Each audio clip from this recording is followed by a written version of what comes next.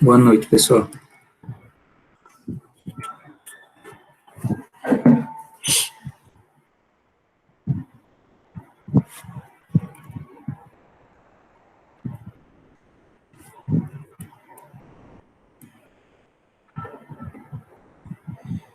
Então, vamos lá. Vamos começar aqui nossa aula. A gente vai falar ainda dos processos, né, dos modelos de processo, na nossa disciplina de gerência de requisitos. Então, na nossa aula passada, a gente comentou um pouco...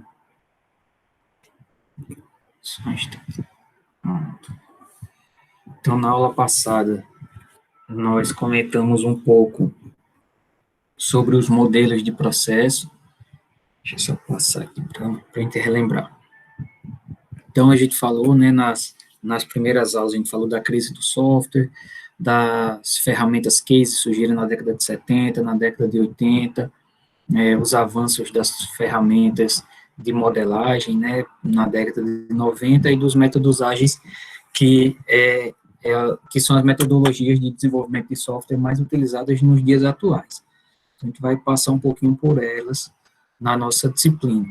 A gente fez esse exemplozinho aqui para entender o que seria um método, um processo e uma ferramenta, que são os três aspectos que a engenharia de software utiliza, né, método, ferramenta e processo.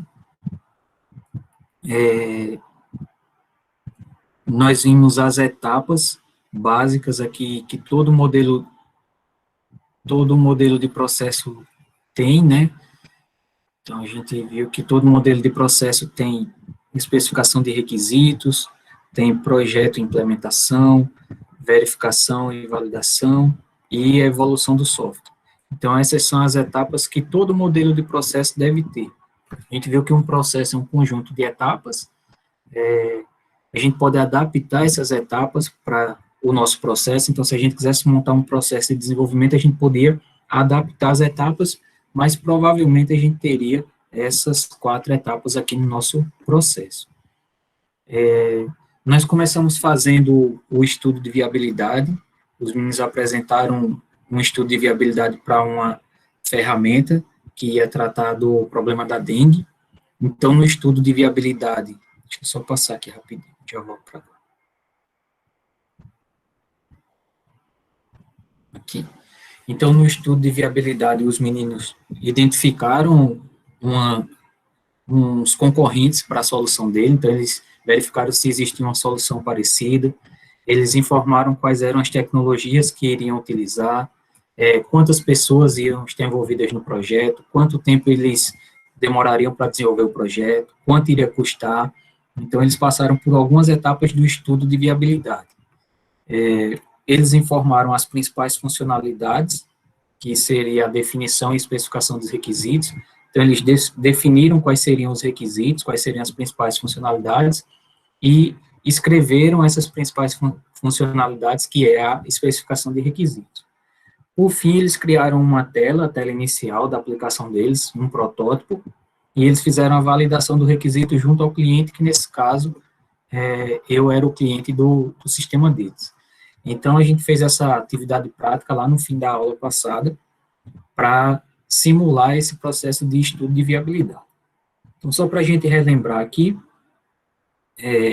no estudo da viabilidade, a gente vai verificar se, através das restrições de tecnologia, de cronograma e de orçamento, a gente consegue desenvolver esse nosso produto.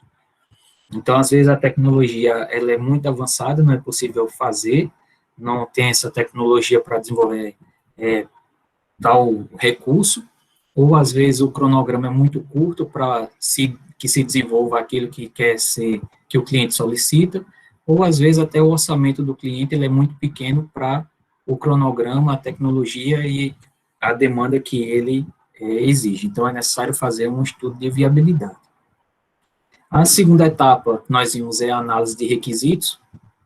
Então, a gente vai coletar as informações, identificar quais são os requisitos. A gente sabe que um requisito é uma necessidade do cliente, então a gente consegue identificar essas necessidades do cliente através de algumas técnicas, por exemplo, entrevista, questionário, leitura de documentos, A leitura de documentos acontece quando a gente vai na empresa e pega os formulários que existem em papel e analisa esses formulários. Então, a gente analisa tanto formulários que estão em branco, como formulários que já foram preenchidos, para verificar quais são os campos que o pessoal responde, se há erro naquele campo, se tem campos que são deixados em branco. Então, a gente faz essa análise, porque essa é uma fonte de informação de um recurso que a gente vai utilizar para desenvolver o nosso software.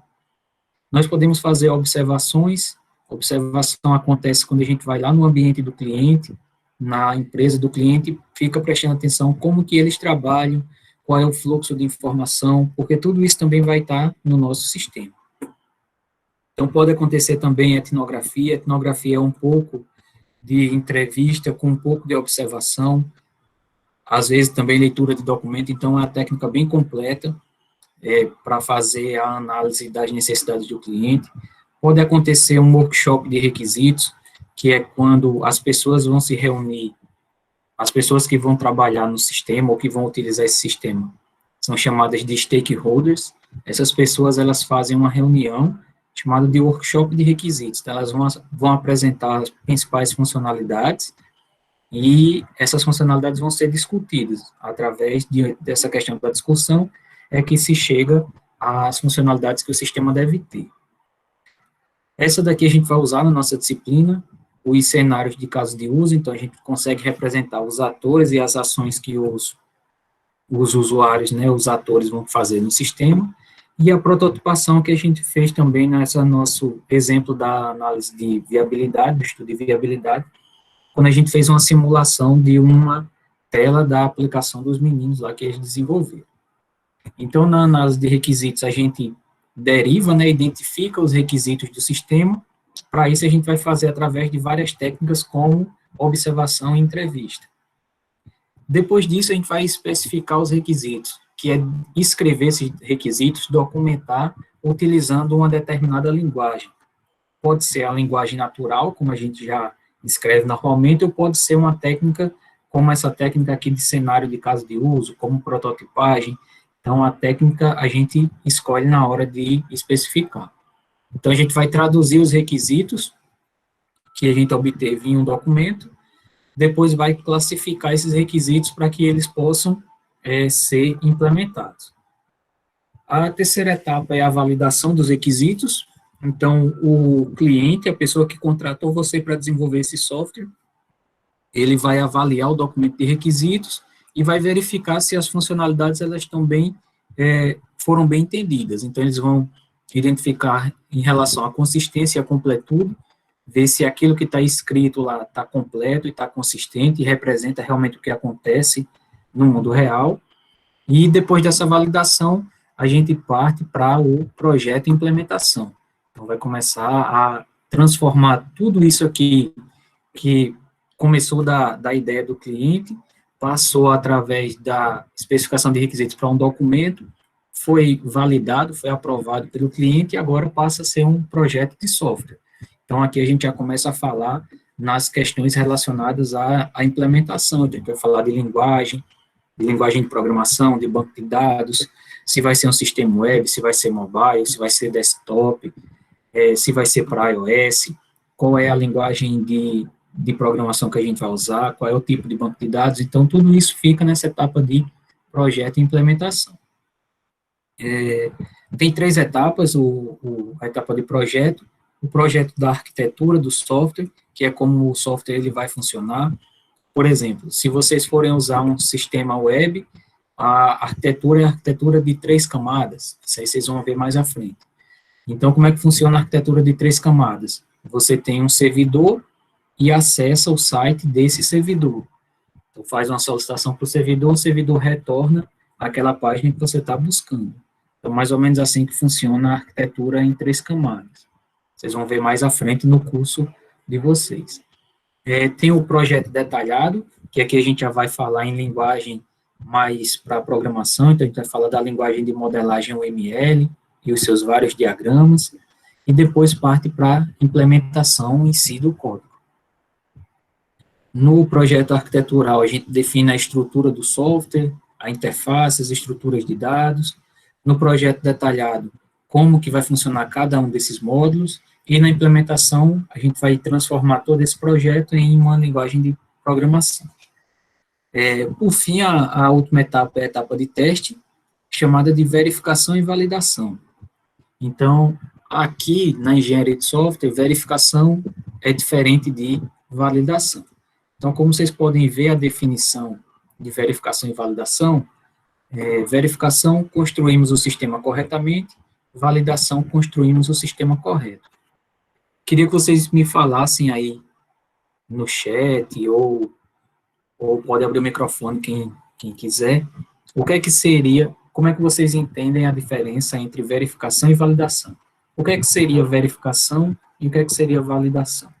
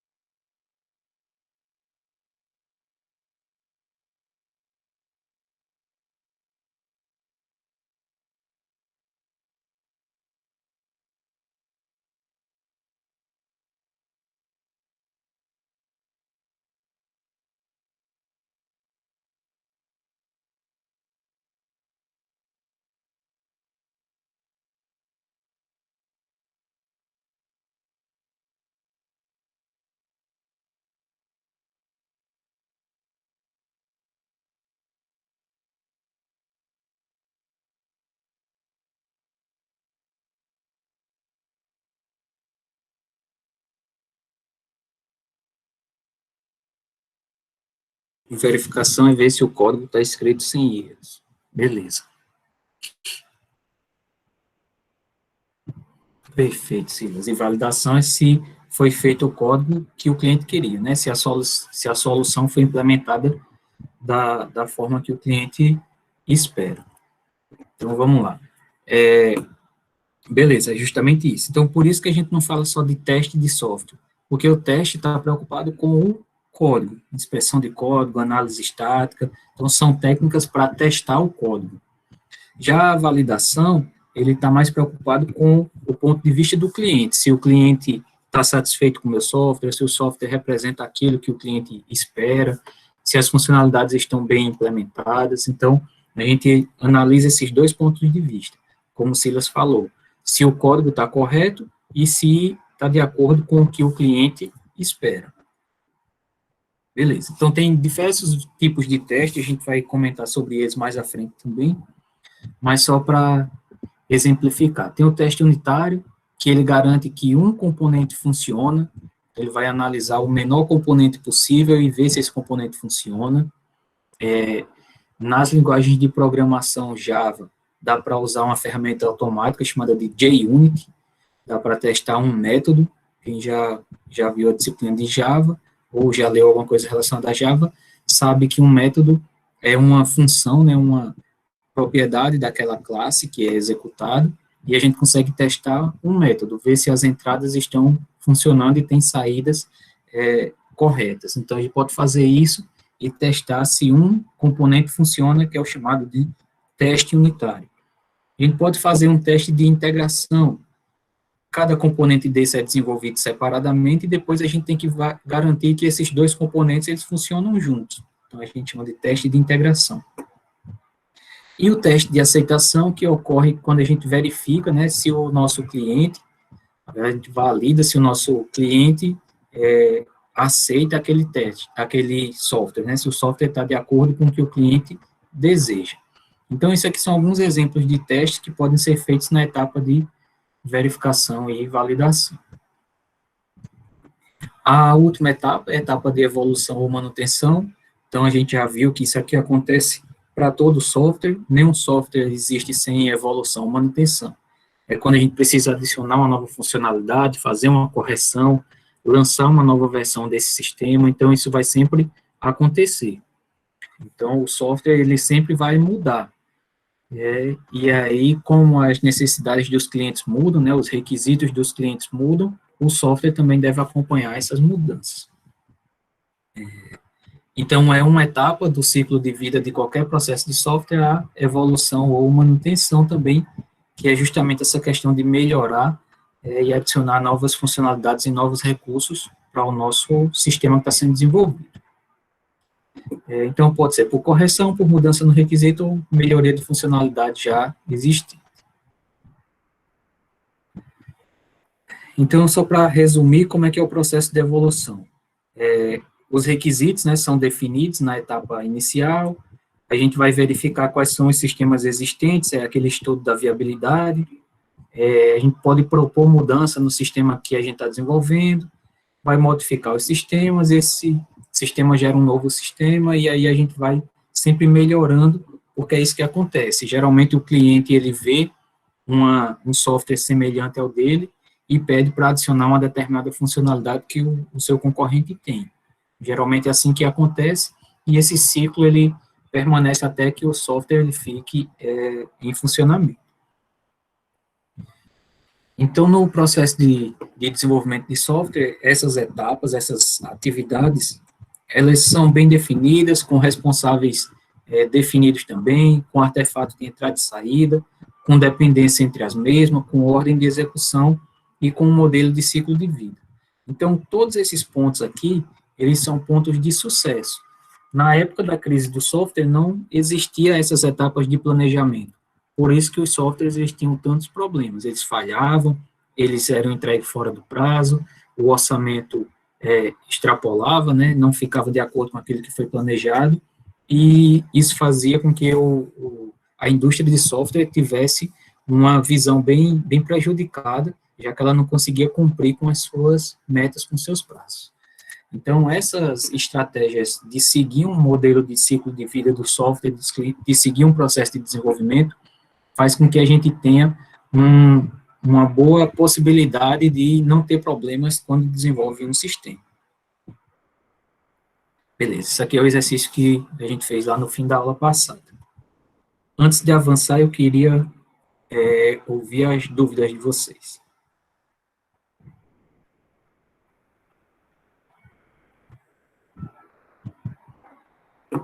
Deixa eu só abrir o Moodle aqui rapidinho. Então, assim, como a gente optou por essa estratégia, né, de não ter todas as aulas ao vivo, né, pelo Google Meet, então eu peço para vocês sempre acessarem o material que está disponível lá no Moodle. Então, não deixem de acompanhar o material que está lá no Moodle. Vamos só olhar aqui a disciplina de administração, desculpa, de gerência de requisitos. Enquanto isso, vocês podem ficar à vontade para falar, tirar dúvida.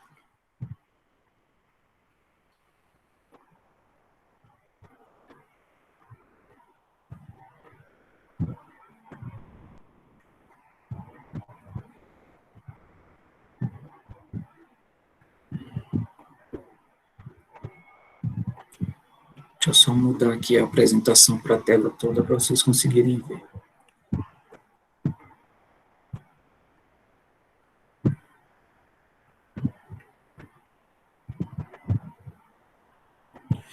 Então, lá no Moodle, a gente está terminando esse slide aqui, parte 1, que ainda é lá da aula passada. Então, tem um material complementar aqui, porque nós já estamos no capítulo 1 e 2, a gente já leu, quando a gente finalizar essa aula, a gente já leu o capítulo 1 e 2 do livro. Então, eu peço para vocês, deixa eu só mudar aqui para não ficar muita coisa aparecendo para vocês. Então, eu peço que vocês deem uma olhada nesse material que está lá no Moodle. Hoje, assim que acabar aqui a aula, eu vou abrir o conteúdo para vocês, vou abrir o conteúdo para vocês, mas já está disponível lá, o capítulo 1 e 2, e o slide que a gente está usando na aula de hoje. Então, quando acabar aqui, vai abrir essa atividade prática, que já é o conteúdo da próxima semana. Então, só para vocês atentarem para isso, para também não perder as atividades. Deixa eu só abrir aqui a agenda, rapidamente.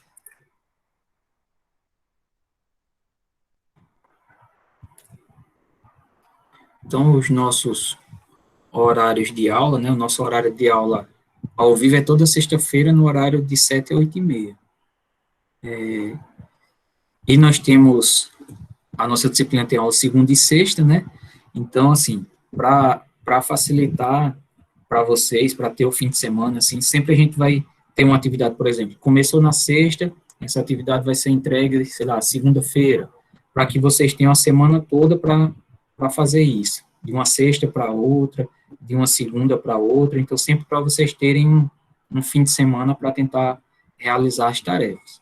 Então, lembre-se que as nossas aulas é sempre na sexta, de 7 a 8h30. E aí tem o horário de PE, né, o horário de atendimento, se vocês quiserem, é na quarta e na sexta, de 6h15 às 7. O link eu mandei lá no Moodle também. Então, lá no Moodle, na parte aqui de aviso, tem o linkzinho do horário da PE. Eu acho que é.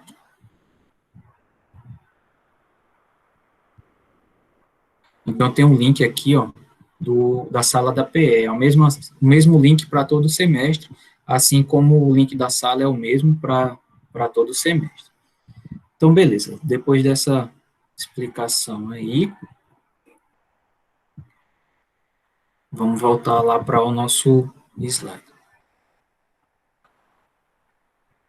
Beleza. Então, nós já vimos as etapas básicas que existem em todo o modelo de processo de software.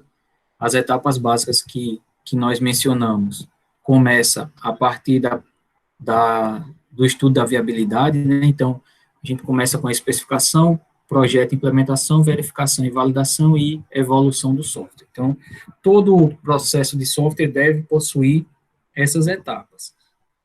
Então, o tempo, né, a forma como o sistema leva para ser desenvolvido é chamado de ciclo de vida do software.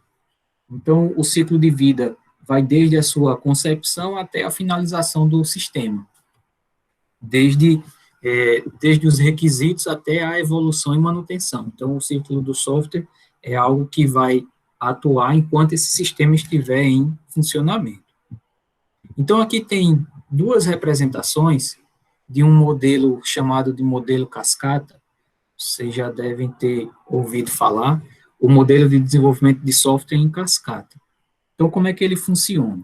Ele foi a primeira estratégia para desenvolver um modelo de processo. Então, ele surgiu lá próximo àquela época da crise do software, onde não tinha nenhum planejamento, nenhuma etapa para desenvolver o sistema, nenhuma sequência de etapas, e isso acarretava todos aqueles problemas que a gente já mencionou.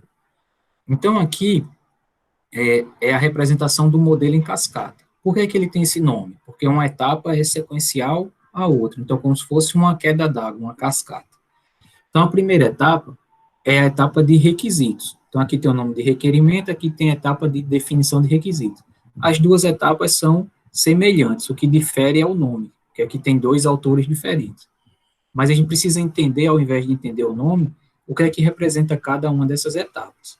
Então, na primeira etapa, a gente vai definir os requisitos, identificar os requisitos, utilizando uma técnica daquela que a gente mencionou lá de entrevista, de análise de documentos.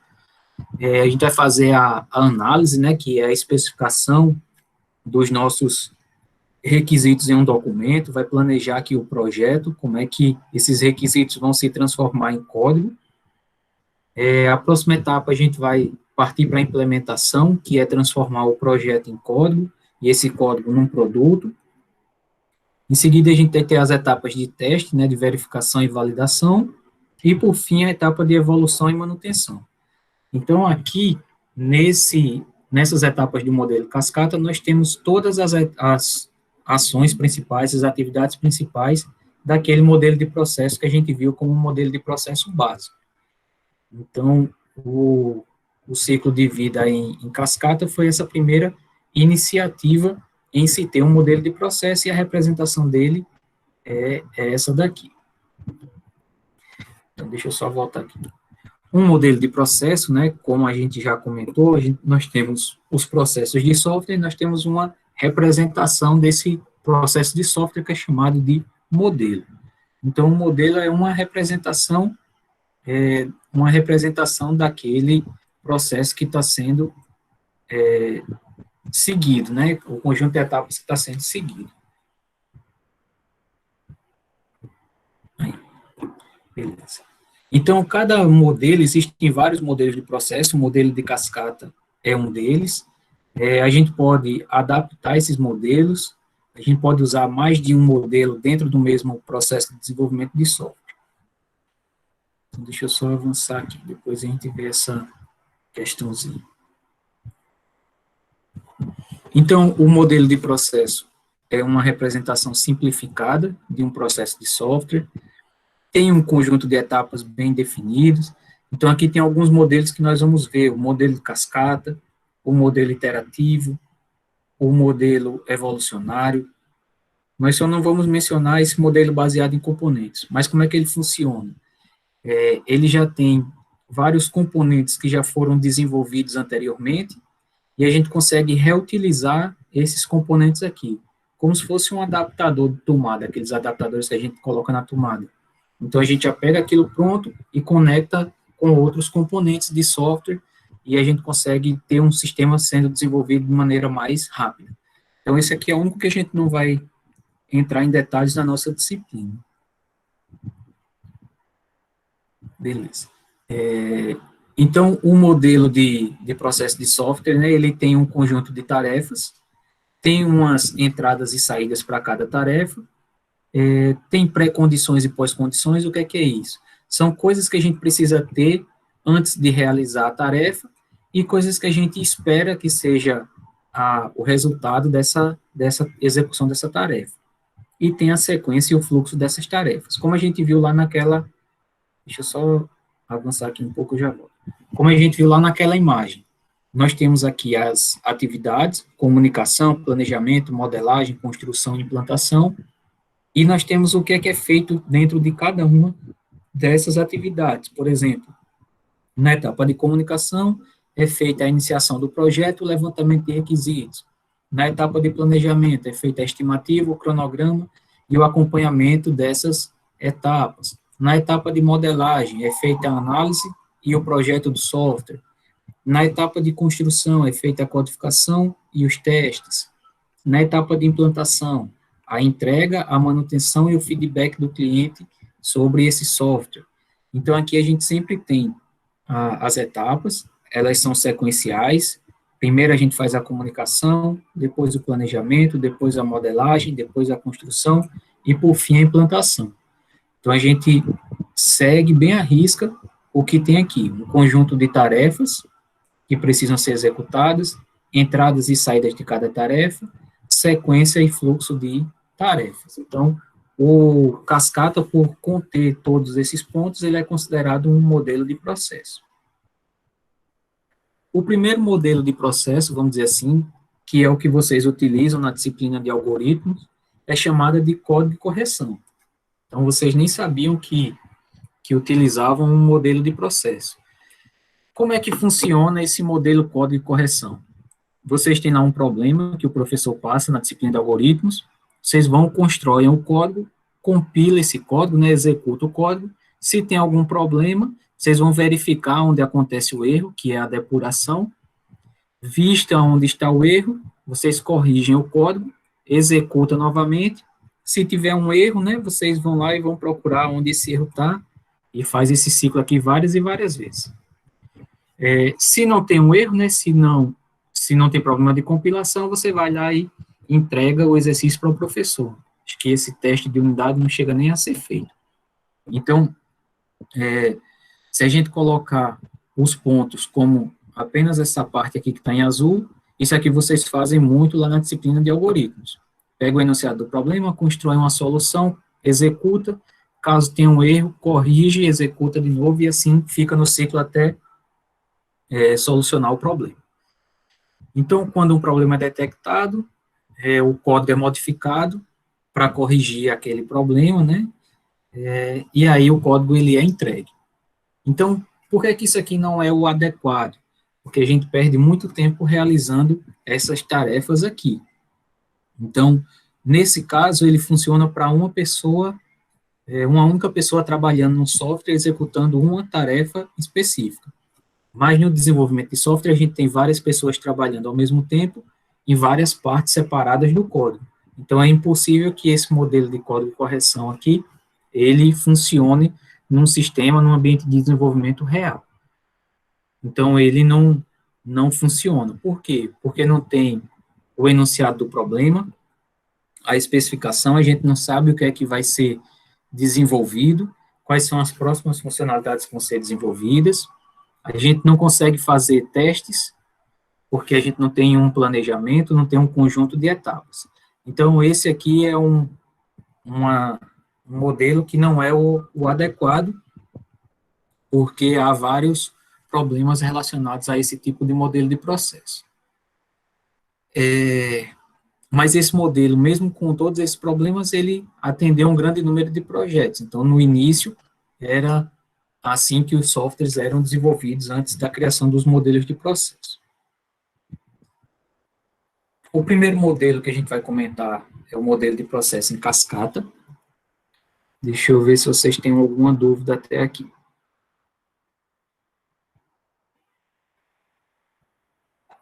Dúvidas até aqui? Débora, Gustavo, Roseli, Saori, Silas, tudo tranquilo? Beleza, pessoal. Podem falar, a hora que vocês tiverem dúvida, pode falar. Fica à vontade. Então, vamos lá. O primeiro modelo que a gente vai conhecer é o modelo em cascata. Então, ele foi a primeira iniciativa, a primeira estratégia para organizar as atividades de desenvolvimento. Vamos só olhar aqui uma coisa.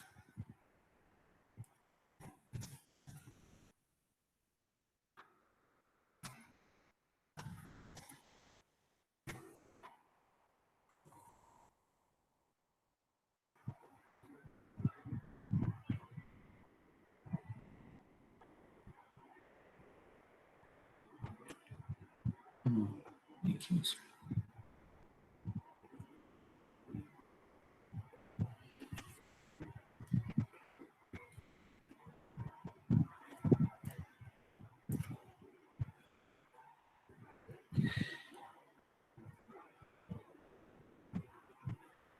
Então, lá na época lá do ano de 1968, né, tinham esses problemas aqui, que a gente já viu chamado de crise do software. Então, os problemas, né, as causas da crise do software são, né, os projetos estourando o orçamento, então, o que era definido para o orçamento não era atendido, então o orçamento estourava, o cliente tinha que pagar mais do que havia sido combinado. Por que que havia o estouro no orçamento? Porque como não havia planejamento, eu não conseguia dizer quanto tempo eu iria levar, então o prazo também, às vezes, acabava sendo comprometido. Como eu não sabia quanto tempo eu ia levar para desenvolver, eu não conseguia definir quanto eu iria cobrar. E, às vezes, esses dois pontos, eles eram prejudicados porque não acontecia planejamento. Às vezes, o software era de baixa qualidade, então não atendia às necessidades do cliente, como aparece aqui. Então, imagina, você esperou lá um ano e meio para um sistema ser desenvolvido, pagou mais para o sistema ser desenvolvido, e o sistema não atende às suas necessidades. Então, era um problema bem complexo. Além disso, os projetos eles não tinham planejamento, né, eles eram ingerenciáveis, e o código era difícil de manter, porque não havia uma padronização, cada pessoa desenvolvia o código de uma forma, colocava o nome de uma variável diferente, e depois de 6 meses, de um ano, ele não conseguia, não entendia mais o que é que aquilo representava e tinha dificuldade em fazer a etapa de manutenção do sistema. Então, esses aspectos aí a gente viu que era considerada a crise do software. E aí surge o modelo em cascata. Nos livros vocês podem encontrar tanto como modelo em cascata, modelo clássico ou modelo waterfall, que é modelo em cascata. Então, vocês podem encontrar todos eles dessa maneira. Eu abri aqui só o Wikipedia, que vocês podem usar também como uma fonte para começar a entender um pouco mais sobre esses conteúdos. Então, as etapas do modelo cascata, né, a etapa de requisito, projeto, implementação, integração, testes e manutenção. Então, ela tem aquelas etapas básicas que todo modelo de processo tem. Então, vamos voltar lá. Então, ele foi o primeiro modelo a tentar organizar as atividades de desenvolvimento. Só para a gente olhar aqui, deixa eu ver se tem um aqui. Então, a crise do software é na década de 60, né, em 1968. Em 1970, surge o modelo em cascata. Então, 2 anos após o problema lá chamado de crise do software. Beleza. Então, o modelo em cascata, ele é também chamado de modelo clássico. Ele vem de outras indústrias, como a indústria da construção civil, da área de engenharia da construção civil, né, engenharia civil. Ele tem um conjunto de fases bem definidas, como a gente já mencionou. Cada etapa corresponde a uma fase, né, do ciclo de vida. Não há mistura entre as fases.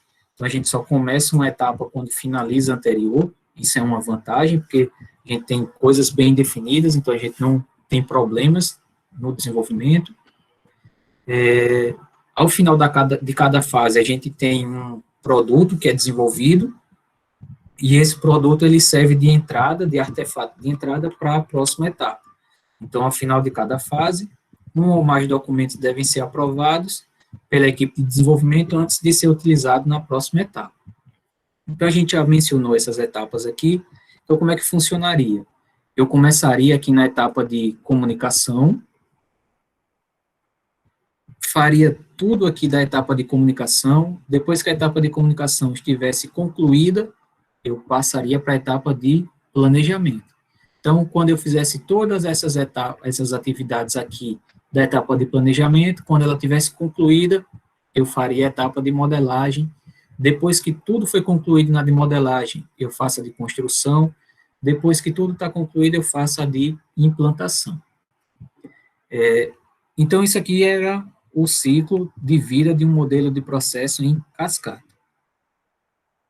Isso aqui são as mesmas etapas, só que para outro autor, para aqui para o Pressman e aqui no Somerville. São 2 autores referências na área de engenharia de software.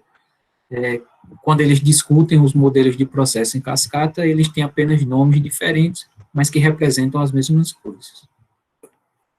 Então, na primeira etapa, na etapa de comunicação, que representa a definição de requisitos, e aqui é a etapa de comunicação do Pressman, a gente identifica quais são os objetivos do software. Então, a gente pode associar comunicação com requisitos. Então, aqui a gente vai identificar quais são os objetivos, as funcionalidades, quais são as restrições. A gente vai fazer entrevista, vai analisar documentos, vai analisar questionários, vai conversar com clientes e usuários. A gente vai tentar entender do negócio, do domínio, das funcionalidades, de tudo que precisa ser implementado nessa etapa aqui de comunicação. Então, depois que essa etapa aqui, deixa eu só mudar aqui, depois que essa etapa aqui ela está concluída, é que a gente passa para a próxima etapa. Peraí, deixa eu só... Beleza, então, feito isso, tudo concluído, todas as funcionalidades foram definidas, foram especificadas. Então, depois que tudo isso foi concluído com sucesso, a gente parte para a etapa de planejamento. Então, agora a gente vai descrever o sistema, né, já falando em linguagem relacionada mais à programação. Então, a gente vai falar de técnicas que os programadores entendem já nessa etapa de planejamento. Então, a gente vai indicar como é que o software ele vai ser implementado. Depois que essa etapa foi finalizada, a gente parte para a etapa de codificação e teste. Então, a gente vai implementar cada uma dessas funcionalidades em uma determinada linguagem de programação que já foi definida aqui. Essas informações vão ser salvas num banco de dados que também já foi definido aqui. O sistema ele vai ser executado em um celular Android, também já foi definido aqui no planejamento. Então, agora a gente vai implementar tudo isso. Cada vez que a gente vai implementando, a gente vai testando. Então, a gente vai implementando e testando as funcionalidades. Depois, a gente vai garantir que todas essas partes que funcionavam sozinho, elas funcionam juntas. Então, a gente faz um teste de integração. E, na etapa de operação e manutenção, o sistema vai ser instalado na empresa do cliente, no ambiente do cliente, né, nas máquinas do cliente. E aí, a partir daí, ele está em funcionamento. Foi uma versão entregue. A gente chama uma versão na engenharia de software de release. Então, release é uma versão que é entregue de um produto na engenharia de software. Então, feito isso, o sistema foi entregue, a gente fala que o sistema foi implantado no ambiente do cliente. Depois disso, o que ocorre é apenas a etapa de manutenção, para corrigir erros ou adicionar novos requisitos, novas funcionalidades nesse sistema que foi desenvolvido. Então, quais são as vantagens do modelo de cascata, né, o modelo em cascata? Ele reduz o planejamento, né, organiza as etapas em uma sequência, ele funciona bem, então esse aqui eu vou até deixar de outra cor aqui para destacar bem para vocês. Então, esse modelo de processo, ele funciona bem para requisitos estáveis e bem compreendidos. A gente já vai falar o que quer dizer isso. Porque o modelo, ele precisa que os requisitos, eles não mudem ao longo do projeto. A gente já volta nesse ponto aqui também.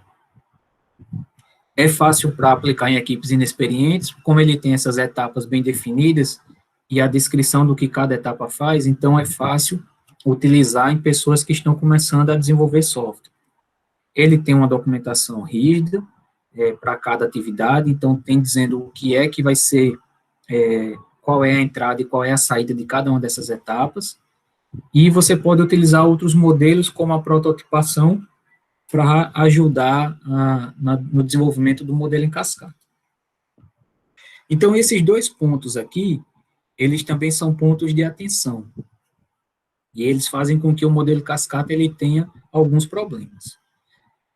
Então, se vocês lembram, lá do início da aula, deixa eu só voltar aqui.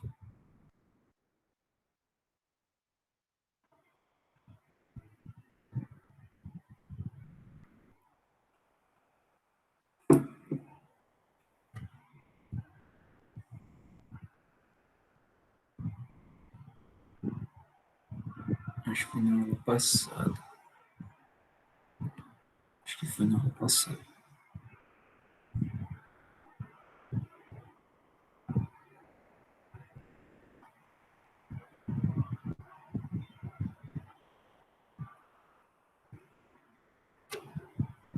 Beleza, é aqui. Então, quando a gente falou de evolução e manutenção, nós dissemos que o software ele é flexível e pode mudar. Os requisitos, eles mudam de acordo com diversos fatores, e o software ele precisa acompanhar essas mudanças. Então, isso aqui é próprio do software.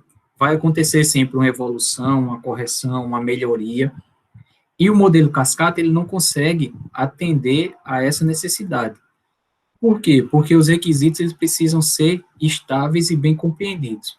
Isso quer dizer que depois que eu definir quais são os requisitos aqui na primeira etapa, eles não podem mais mudar, porque eu vou utilizar essa definição para todas as etapas posteriores. Então, se eu estou aqui, por exemplo, na etapa de codificação, eu já estou desenvolvendo o meu software, como a gente já sabe. Se eu estou nessa etapa de codificação e eu preciso adicionar uma nova funcionalidade, vai acontecer um problema. Por quê? Porque eu vou precisar refazer todas essas outras etapas aqui, desde a etapa de requisito. Vou ter que fazer de novo a definição dessa funcionalidade que vai ser adicionada, valido isso com os meus clientes e com a minha equipe de desenvolvimento, faço o projeto dessa minha funcionalidade que vai ser desenvolvida, faço a validação e aí sim eu começo a codificar. Então, caso haja uma modificação em uma nova funcionalidade, por exemplo, eu preciso refazer todas as etapas anteriores. E isso custa tempo e custa recurso. Então, por isso que o modelo cascata, ele tem essa característica, né, funciona bem nesse ambiente aqui, onde os requisitos não mudam e onde os requisitos são estáveis ao longo do projeto.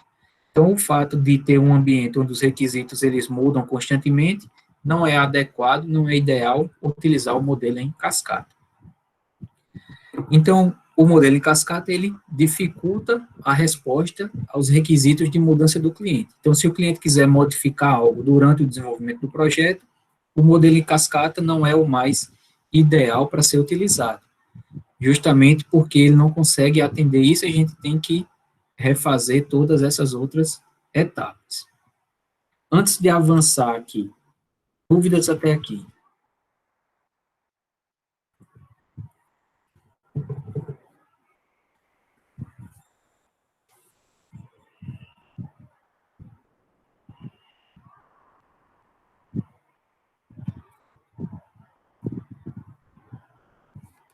Beleza. Então, vamos ver mais. O modelo em cascata, uma das vantagens dele é que eles têm as etapas bem definidas. Isso também pode ser uma desvantagem. Por quê? Porque eu não consigo distribuir essas etapas para várias pessoas fazerem ao mesmo tempo. Então, esse é um problema, é esse primeiro problema que ele fala aqui, particionamento inflexível do projeto em estágios. A gente precisa que os documentos estejam finalizados, e isso é um problema na engenharia de software, porque às vezes o cliente ele não compreende bem o que é que o sistema dele precisa ter, ele não entende, não sabe bem quais são as funcionalidades que ele quer, e ele vai aprendendo isso à medida que o sistema vai sendo desenvolvido. Então, essa característica do software faz com que nunca exista um documento que está finalizado, completamente finalizado. Então, isso aqui também, às vezes, é um problema para quando precisa se passar para a próxima etapa. Outro problema é que os projetos geralmente seguem um fluxo sequencial, na teoria ele é bem tranquilo, mas na prática geralmente não é assim que ocorre. Poucos ambientes têm requisitos que não mudam, então o Cascata precisa que os requisitos sejam estáveis, e o principal problema é que uma versão executável, né, uma versão pronta do software, ela só vai ser entregue aos usuários, ela só vai ser entregue aos usuários aqui na etapa de operação e manutenção. Então, eu vou ter que passar por todas essas etapas aqui até que eu tenha uma versão do meu sistema funcionando. E, na maioria das vezes, o cliente não quer esperar todo esse tempo aqui para que ele consiga visualizar uma funcionalidade do sistema ou o sistema como um todo sendo executado. Outro problema é que ele atrasa a redução de risco. O que é isso? Se a gente perceber que tem algum problema, eu só vou perceber isso quando eu estiver fazendo os testes. E os testes, eles só acontecem a partir da etapa de codificação. Então, feito isso, a gente já tem desenvolvido boa parte do projeto antes de perceber que pode acontecer um risco ou não. Então, de maneira bem simples, esse é o modelo em cascata, as suas vantagens e as suas desvantagens. Nesse exemplo aqui, o modelo em cascata, eu só vou perceber o risco, né, o erro, no caso, uma falha, já próximo aqui da entrega do meu sistema. Por quê? Porque a etapa de testes, como a gente viu aqui, ela já é executada nas etapas finais. Então, esse é um problema aqui do meu modelo cascata. Eu só vou perceber tardiamente que tem algum problema no meu projeto. Então, aqui, como eu já estou próximo de finalizar o projeto, eu tenho pouco tempo para realizar essa correção. Então, esse é um dos problemas também do modelo cascata.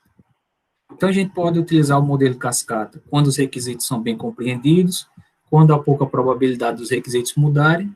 Um exemplo são os sistemas críticos. Por exemplo, um sistema que controla um avião, um sistema que controla um carro autônomo, um sistema que vai controlar uma usina, sei lá, uma usina nuclear.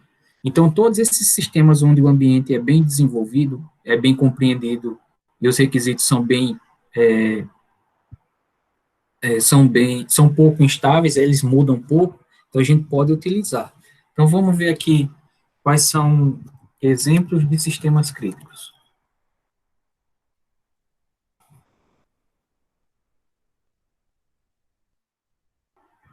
Deixa eu ver se tem um.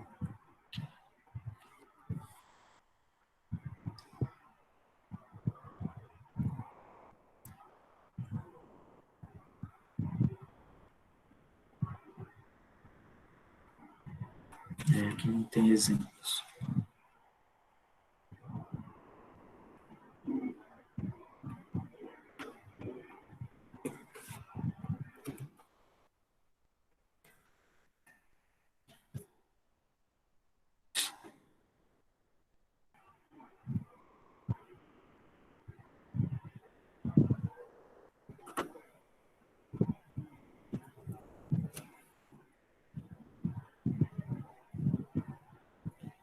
Então, aqui tem alguns exemplos. Ó. Sistema de navegação de uma nave espacial. A falha pode resultar em perdas econômicas. Esse aqui é aquele exemplo lá do foguete, né, que perdeu, né, que explodiu depois de 30 segundos do lançamento. Sistemas de conta de cliente de um banco. Então, aqui é um ambiente bem seguro, um ambiente onde os requisitos não vão mudar constantemente, então pode-se utilizar o modelo em cascata. Então, apesar do modelo cascata ter essas desvantagens, ele ainda é um dos modelos de processo mais utilizados. Deixa eu só te mostrar uma imagem aqui para vocês.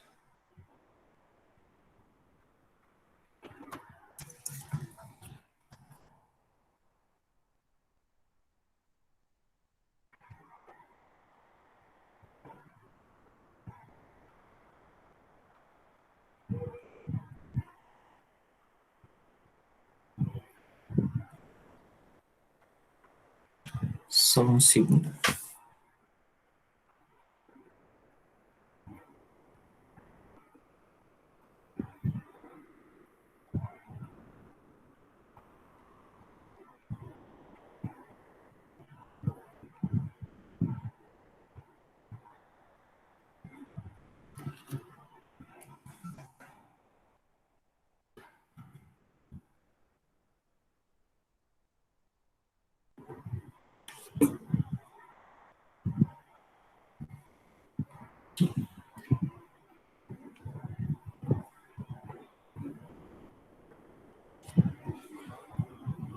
Então, aqui, ó, nesse relatório, ele mostra os principais modelos de processo que são utilizados.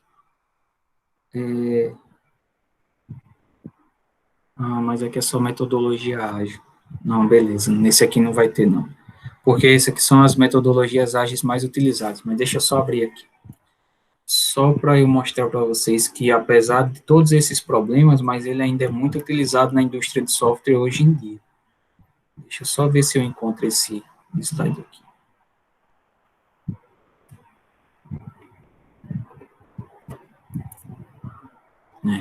Beleza, sem problema, depois eu mostro. Então, o modelo em cascata, como ele tem essas vantagens, né, ele tem essas etapas bem definidas, ele tem essa etapa de planejamento, funciona bem nesse ambiente onde os requisitos não mudam, ele é fácil de utilizar em equipes inexperientes, tem essa questão da documentação que ajuda a que essas pessoas inexperientes saibam o que precisa ser produzido, além de eu poder combinar com outros modelos como a prototipação, fizeram com que o modelo em cascata ele não fosse excluído, mas sim adicionado novas funcionalidades. Então, fizeram adaptações, melhorias nesse modelo de processo. Então, esse aqui é um dos modelos, que é o modelo em V, chamado também de JAD. Então, esse modelo aqui é um modelo onde, para cada etapa do modelo cascata, requisito, análise, arquitetura, implementação, né, para cada etapa do modelo cascata, eu tenho um teste relacionado. Então, por exemplo, eu estou definindo os meus requisitos, eu posso fazer o teste de aceitação, onde eu vou verificar se esses requisitos estão corretos. O meu cliente vai analisar e ver se esses requisitos já estão corretos. Caso eu tenha algum problema, algum erro, eu já consigo corrigir aqui na minha etapa inicial. Na etapa de análise, eu vou testar o meu sistema. Na etapa de arquitetura, eu vou testar se eles estão funcionando em conjunto. Quando eu estou desenvolvendo o código, eu vou fazendo testes unitários. Então, aqui eu vou realizando atividades de verificação e validação. Então, é um modelo de processo que segue as características do modelo cascata, por ter essas etapas bem definidas aqui, sequenciais, mas para cada etapa, eu tenho uma análise e uma etapa de teste associada. Então, ele é uma variação do modelo cascata. Aqui tem um exercíciozinho para depois vocês revisarem esse conteúdo, está lá no slide 25. Então, vamos tentar responder essa questão 14. Deem uma olhada e me digam qual é a alternativa. Vou só parar aqui rapidinho, enquanto eu tento encontrar esse essa informação aqui rapidamente. Deixa eu deixar aqui para vocês. Deem uma olhada nessa questão 14 e me digam qual é a alternativa.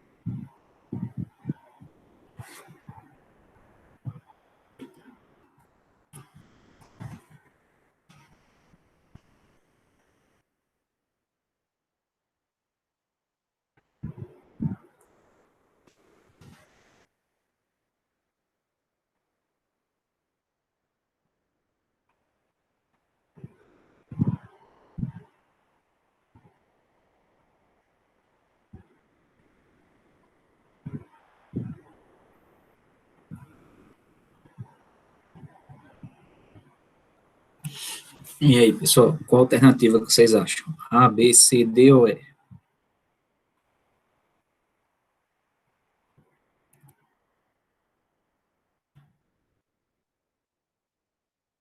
A, vamos ver mais.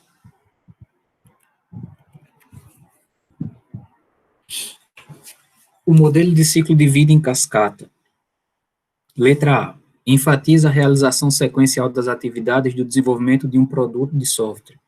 Letra B. Enfatiza a comunicação estreita com o cliente durante o desenvolvimento do produto de software. Letra C. Envolve a ideia principal de criar um protótipo executável e, por meio de transformações sucessivas, chegar a um sistema completamente implementado. Letra D. Envolve a análise dos riscos envolvidos no desenvolvimento dos requisitos identificados para produto de software. Letra E. Recomenda a geração de versões incompletas do sistema que podem ser passadas para o usuário final, o que permite a retroalimentação do processo de desenvolvimento. Mais alguém? Gustavo, Roseli, Saori. Silas acha que é a letra A.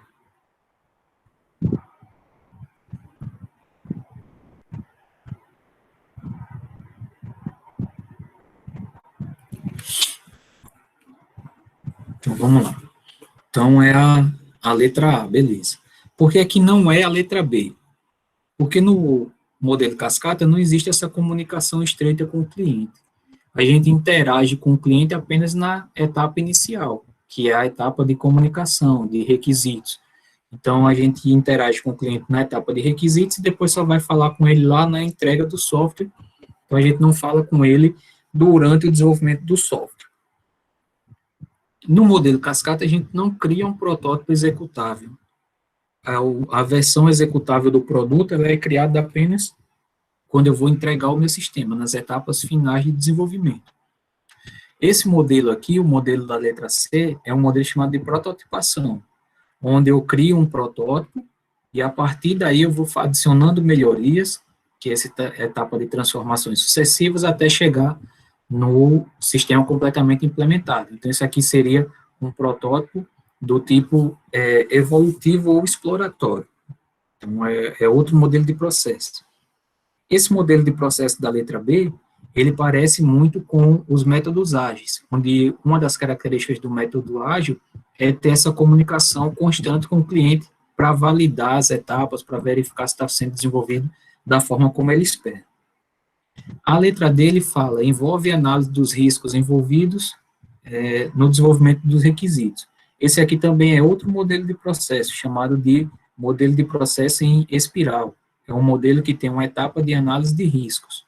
Então, é um modelo baseado no modelo em cascata, mas que ele tem essa característica de fazer análise dos riscos. Como a gente viu no gráfico aqui,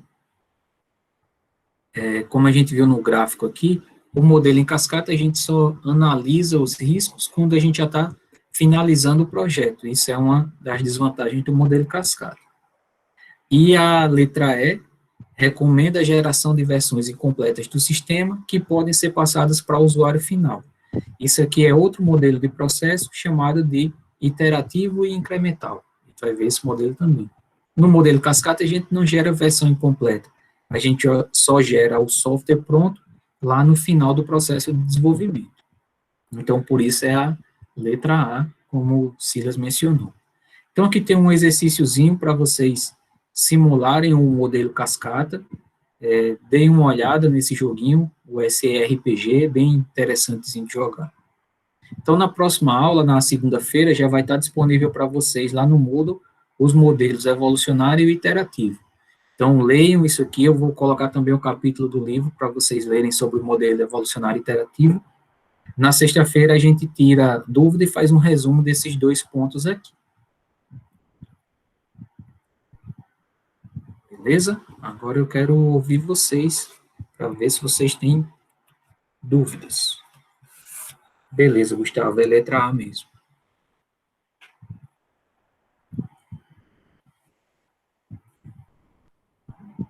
Tranquilo?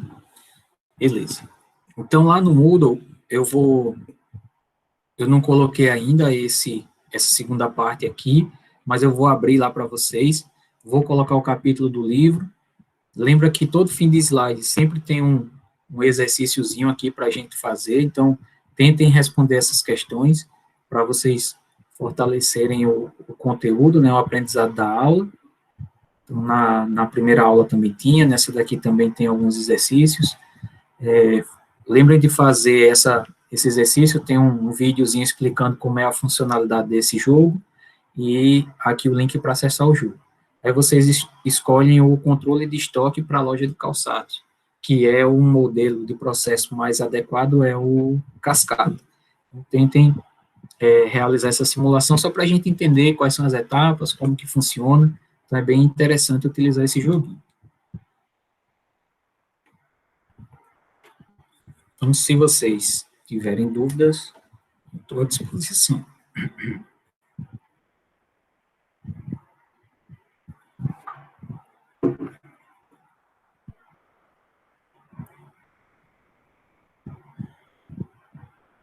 Então, beleza, pessoal.